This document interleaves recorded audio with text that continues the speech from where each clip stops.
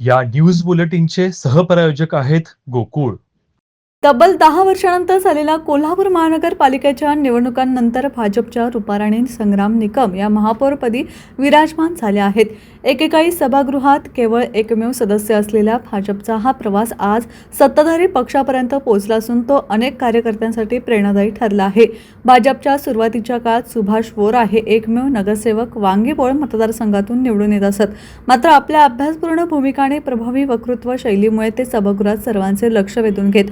त्याच टप्प्यापासून भाजपची पाळेमुळे शहरात हळूहळू रुजत गेली.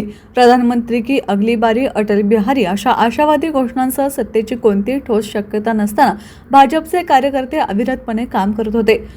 गो कुलकर्णी, सुभाष वोरा, भाऊसाहेब गणपुले, गोपाळराव माने, कॅप्टन निकम, बाबा देसाई यांसह अनेक कार्यकर्त्यांनी अत्यंत प्रतिकूल परिस्थितीत शहरात भाजपची बीजे रोवली. बिंदू चौकातील जुन्या वाड्यातील कार्यालयापासून सुरू झालेला हा प्रवास आज नागाळ पार्क येथील भव्य, हायटेक आणि सर्व सुविधांनी सुसज्ज कार्यालयापर्यंत येऊन पोहोचला आहे.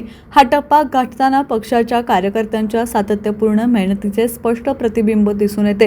राष्ट्रीय पातळीवर अखिल भारतीय विद्यार्थी परिषदेचे काम केल्यानंतर चंद्रकांतदादा पाटील यांनी पूर्ण वेळ भाजपमध्ये सक्रिय होत संघटन बांधणीला वेग दिला. त्यानंतर शहर आणि जिल्ह्यात इनकमिंग राजकारणाला मोठी चालना मिळाली. तरुणांनी आघाड्यांनी महाडिक यांच्यासह अनेक नेते आणि कार्यकर्त्यांची शक्ती भाजपच्या पाठीशी उभी राहिली आणि पक्षाने शहरासह जिल्ह्यात झपाट्याने विस्तार केला. या सर्व प्रयत्नांची फलश्रुती म्हणजे आज भाजपच्या रुपाराणी निकम महापौरपदी विराजमान झाले आहेत.